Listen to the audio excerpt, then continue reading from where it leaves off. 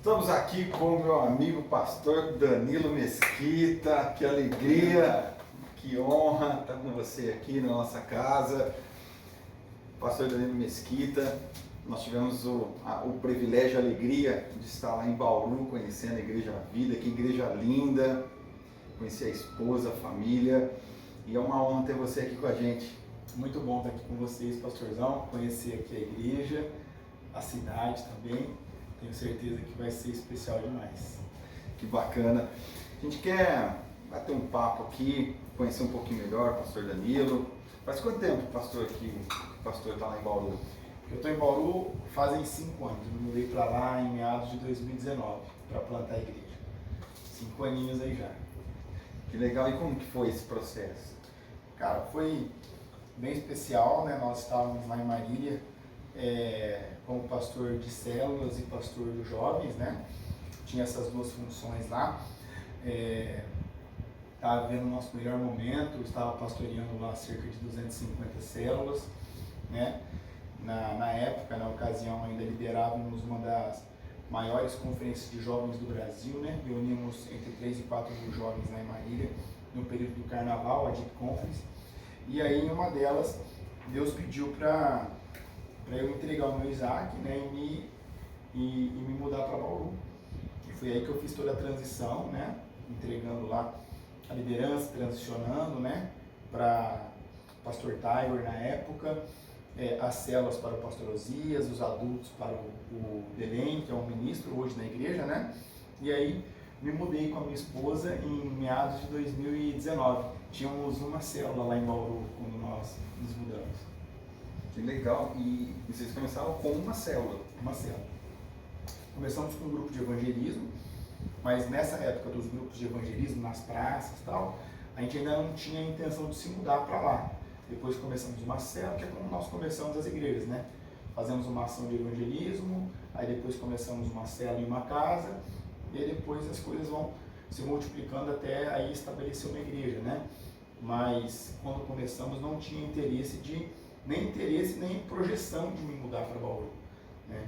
Mas aí quando o Senhor direcionou aí, minha esposa, fomos com força, obedecemos, né?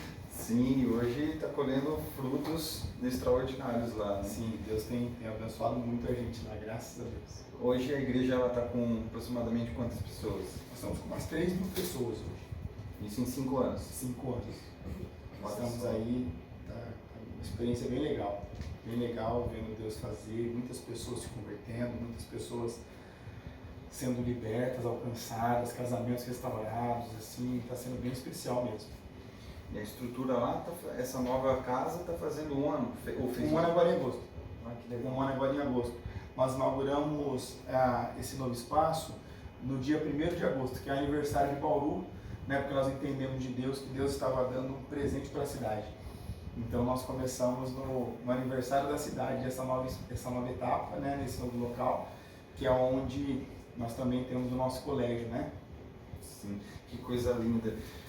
A igreja, hoje ela ocupa o local onde foi um dos clubes mais tradicionais de Bauru, né? Acredito que o mais tradicional, né? Assim, como nós não somos de lá, mas temos hoje muitas pessoas que são bauruenses, né? Porque Bauru, pelas faculdades, universidades, né? E também por ter grandes empresas e indústrias na região, é uma cidade que recebe muitas pessoas de fora, né?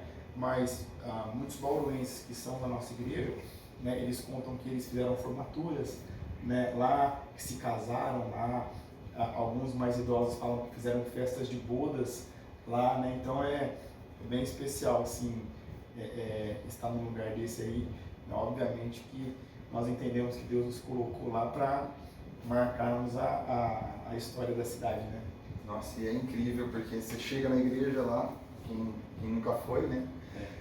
Você chega lá no estacionamento, no subsolo, você pega o elevador, chega na parte tem administrativa e tem a parte da igreja. Essa da igreja, E aí no meio de tudo tem uma quadra lá de futebol, sim, esportiva, né? Na verdade. Tem o play lá das crianças, tem as piscinas, né? Tem o parque molhado também, que nós estamos finalizando, tem a quadra.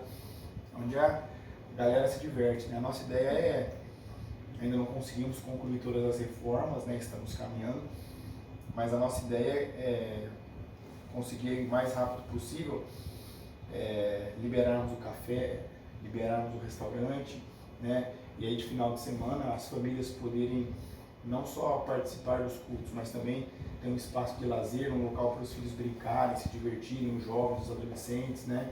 E de interagir mesmo como comunidade, né? E o pastor tem quantos anos? Eu tenho 34. 34 anos. 34 anos. Que legal. E me fala uma coisa, o pastor é escritor também, tem 2 livros. Um é sobre as células, né? No templo e nas casas, o meu primeiro livro. Eu não sabia, mas quando Deus me mandou escrever ele, no final de 2018, eu ainda não sabia que eu ia para Bauru. Né? Então eu lancei ele na conferência que Deus me pediu para ir embora.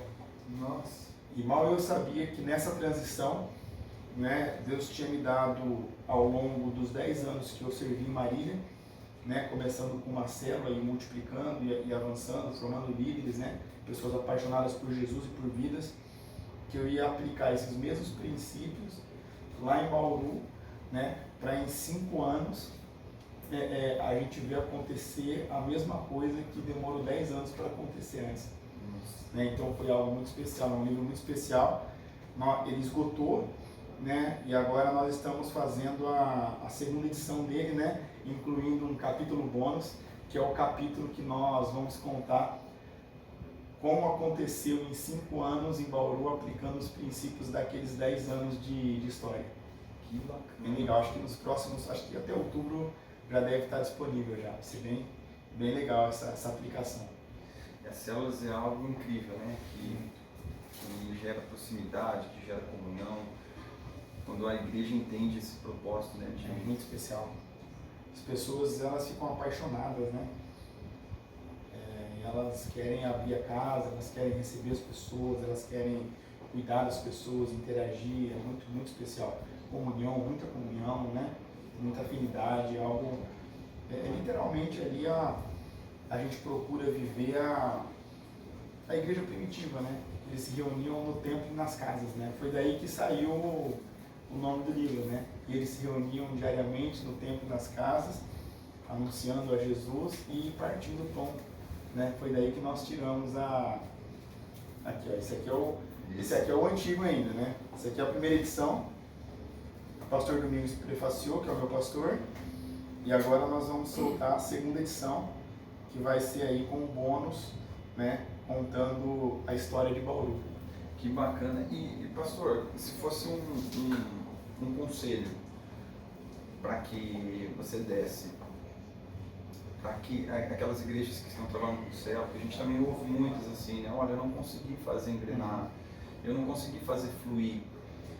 Ou você tem 2 conselhos que você poderia deixar para a galera? Olha, eu acredito que o Evangelho, né, ele não deve ser ensinado de uma maneira simplista, sabe? Ele deve ser vivido. Né? Então eu acho que a grande dificuldade, talvez, de uma parte das pessoas, é que eles tentaram ensinar algo que eles não viviam. Entende? E aí você vai ter muita dificuldade. Agora, nós, por exemplo, nós chegamos em Bauru e começamos simplesmente a viver o que nós já vivíamos em Marília. Então abrimos a nossa casa, recebemos as pessoas da nossa casa, acolhemos as pessoas da nossa casa, discipulamos as pessoas da nossa casa e enviamos as pessoas para as casas delas. Né? E ficamos 2 anos em pandemia, né? Lockdown. Então, como nós não podíamos ter as grandes reuniões, nós fizemos as pequenas reuniões nas casas e não paramos.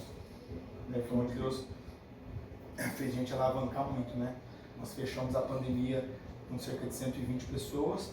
Quando nós abrimos, nós estávamos com 800, sem realizar um culto presencial, só online. E na época, o nosso online, né? Tínhamos acabado de mudar, imagina? Transmissão ruim demais, não tinha placa de som, não tinha captação de áudio, fazíamos com celular, não tínhamos canal no YouTube, né? Na época, hoje não, mas na época eu precisava ter 1000 inscritos para você conseguir transmitir os cultos, nós não tínhamos. aí pedimos para os amigos ajudar a gente, eles ajudaram e Deus foi aí fazendo, né? E obviamente para a gente ter ali o nosso culto, né, online, e também as pessoas poderem participarem do culto, mas por muito tempo a gente só fazia mesmo as células, né, e ligações mesmo de WhatsApp por vídeo para as pessoas, e foi assim que as coisas foram acontecendo. Que legal. E hoje o pastor vai ministrar aqui sobre o fluir dos dons, que é o outro livro, né, do pastor, que é Desbloqueio. Noites de avivamento, né? Isso. Terças de avivamento, né? Terça de avivamento, que é aqui Desbloqueie o fluir dos dons. Desbloqueio o fluir dos dons. Esse aqui é o segundo livro que eu escrevi.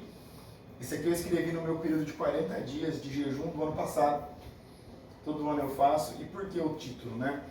Eu lancei esse livro aqui com um discípulo meu, que é o Victor Santos. E ele era uma pessoa totalmente cética, né? Ele é concursado, procurador da Câmara dos Vereadores lá em Piratininga. Totalmente cético, assim, sem acreditar na continuidade dos dons, muita dificuldade de intimidade com o Espírito Santo.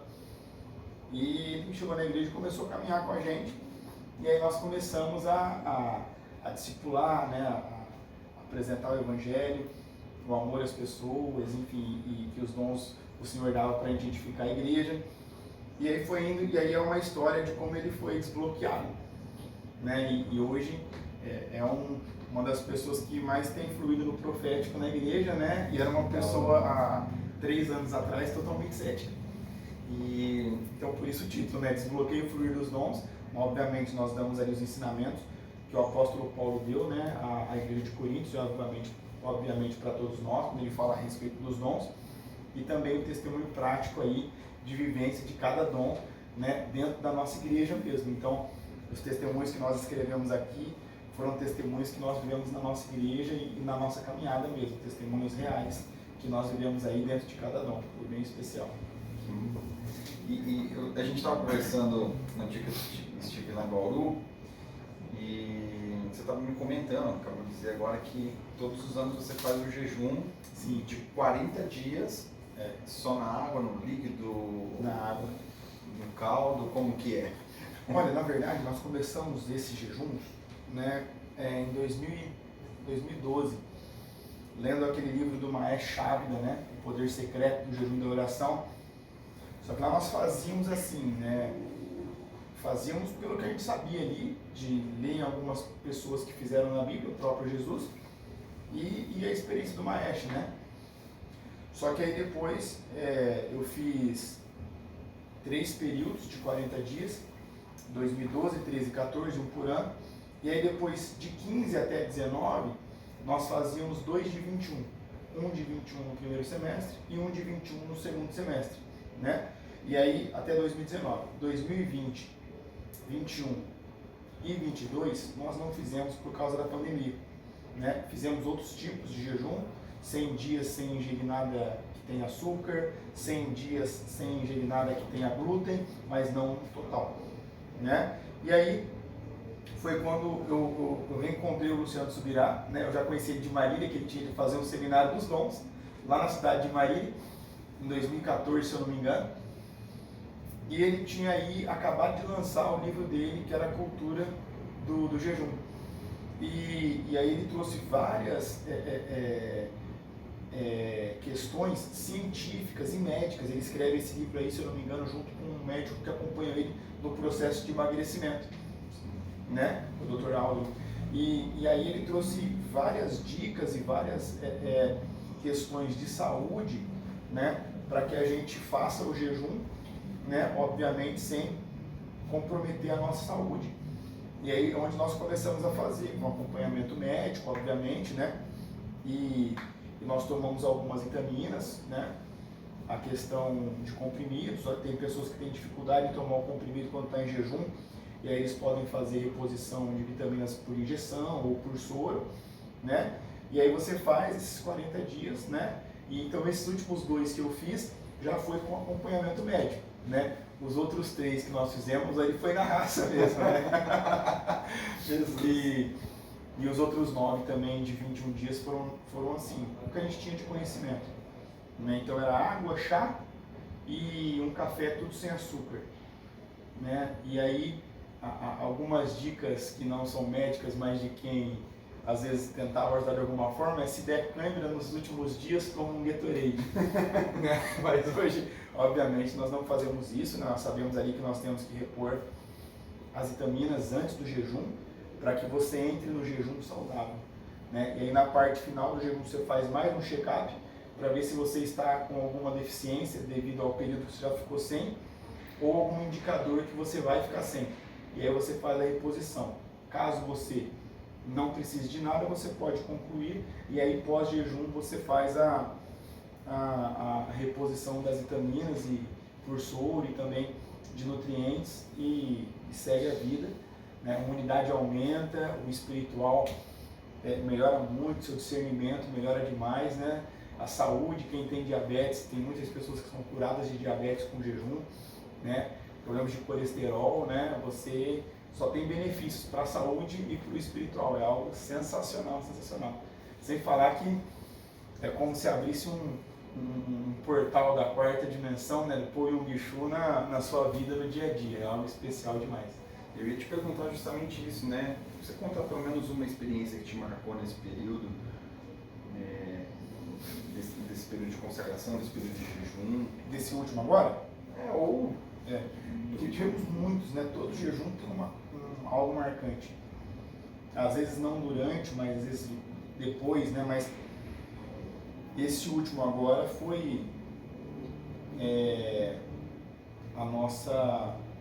a nossa igreja fez toda a mudança, né? Nós mudamos para uma área de 3 mil metros para uma área de 17 mil metros de área construída, né? Então, tudo que você vai fazer lá é vezes 17 mil.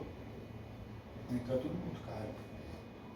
E nesse último jejum, né, Deus ele colocou muito a ativação nas nossas vidas, da nossa liderança principal, o dom da fé. Né? Que é literalmente de você acreditar naquilo que não existe, entende? Mas que vai passar a existir, como se você estivesse ali materializando aquilo que o Senhor coloca no seu coração, sem nenhuma perspectiva humana de que vai dar certo. A equipe entrava junto com você. Obviamente que o jejum é algo muito particular, né? Então eu sempre falo para a galera que eu vou fazer, aqueles que querem fazer, vem junto, né? E por incrível que pareça, nesse jejum, como eu falei da fé, né? Foi algo muito especial. Nós tivemos 72 homens que entraram, né? E dos 72 homens, 34 no meio do jejum, eles saíram da água para o caldo, mas os outros 28 ficaram até o final e concluíram, né? Mas o que foi mais especial foi que 300 mulheres fizeram o caminho com a minha esposa, né, o de legumes e frutas, né? E toda a igreja, o que nós fizemos para envolver toda a igreja? Cada semana sem 2 ou 3 itens, né? Um exemplo, uma semana sem carnes e sem açúcar. Na outra semana sem farinha branca, glúten, né? E sem como fala? Sem sobremesas, enfim. E você vai fazendo assim, entendeu? E nessa outra parte nós tivemos mais 1000 pessoas que participaram. Então nós tivemos mais de 1000 pessoas participando do jejum e algo totalmente despretensioso. A gente não chegou e falou assim, gente, vamos todo mundo jejuar agora. Não, gente, nós vamos fazer, né? Está aberto o convite, quem quiser participar com a gente. E a galera emergiu, foi algo muito, muito especial. Literalmente tem virado uma cultura da nossa igreja a prática do jejum. E é muito especial quando isso destrava, né? Nós estamos aqui num propósito de 30 dias, né? Que é o dia de hoje. Na semana passada, um dos dias que eu estava 24 horas, e assim, quando você começa, né, a entrar no propósito, você dá fraqueza e dá um monte de coisa. E eu lembro que peguei, chegando na reta final, eu ajoelhei para Deus e falei, Senhor, parece que às vezes é em vão isso que a gente está fazendo. Parece que tem um momento que não vê muito sentido, né? Aí eu tinha uma agenda em Jaboticabal e fui ministrar também um dia sobre avivamento. Legal. Aí no que eu entro no ambiente, você já sente uma atmosfera diferente. E ali eu sinto Deus falando assim comigo à tarde, você me perguntou se valeu a pena. E eu digo para você, vale. O que eu posso te entregar em segundos não supera um dia inteiro o seu estudo. E ali Deus começou a me entregar muita coisa que eu fiquei o dia inteiro remoendo e você não sentia aquele fogo, né? E ali aconteceu algo muito louco naquela noite, foi um mover muito forte, né? Porque você começa a se tornar mais sensível à voz. Né? E essa é a ideia da continuidade, né? Nós lá não procuramos fazer como se fosse, tipo, condicionado a um período ou estação, não. Mas que seja algo recorrente, que você torne isso uma prática na sua vida. Né? Obviamente que não todos os períodos que você for fazer vão ser de 40 dias, mas às vezes 7, 3, 21, 14, né? Enfim, você está sempre com a prática, né? Então você está sempre ali, né? Na prática e algo que você aprende a desfrutar. Né? Você começa a perceber que você não precisa às vezes de um ambiente, você não precisa de um cenário preparado para que o Espírito Santo faça alguma coisa.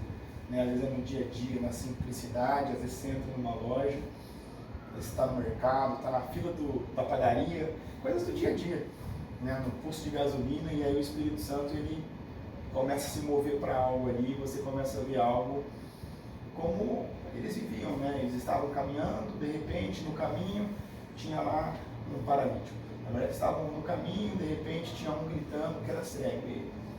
Então a gente começa a ver que é sempre no dia a dia, né? Nas coisas simples que acontecem, e aí isso é algo sensacional. Incrível, sempre no caminho. É isso. E você acha que, para a gente finalizar o nosso bate-papo, dá vontade da gente tocar aqui, né? Mas o que você acha predominante para acontecer um avivamento? Cara, avivamento começa com um despertar, né? É um despertar de uma pessoa, de algumas pessoas, de uma comunidade, depois de uma cidade. Avivamento às vezes aconteceu em uma comunidade, às vezes aconteceu em uma cidade, também aconteceu em países, né? Como Gales, como a Inglaterra, né? E também tivemos focos de avivamento, né? Na história, quando a gente começa a estudar, a gente vê o das Ilhas Fiji, né? Então, a própria Coreia do Sul, né? Quando se repartiu a briga, as guerras das Coreias, eles foram visitados por Deus de uma forma muito poderosa. Então, você começa a ver que Deus ele usa às vezes uma pessoa, às vezes um grupo de pessoas, às vezes uma igreja, e às vezes uma cidade, um país inteiro. Né? Então, eu acho que é um despertar, uma convicção de pecado. Né? A gente precisa reconhecer que nós somos pecadores, não tem para onde correr, e nós trazemos arrependimento, né? Genuíno para as nossas vidas. Eu acredito que quando isso acontece, é um cenário para que ele comece aí a fazer a obra dele. Né? O avivamento é um compromisso de Deus com a igreja. Né? Então é algo fantástico. Top demais, que alegria esse tempo aqui, foi bênção demais. E obrigado. Vamos junto, Rafael. Obrigado. Que Deus abençoe a sua vida. Deus abençoe, e galera. Coloca aí depois, ó. Quero parte 2. Vamos para cima. Tchau, tchau. Tchau, tchau.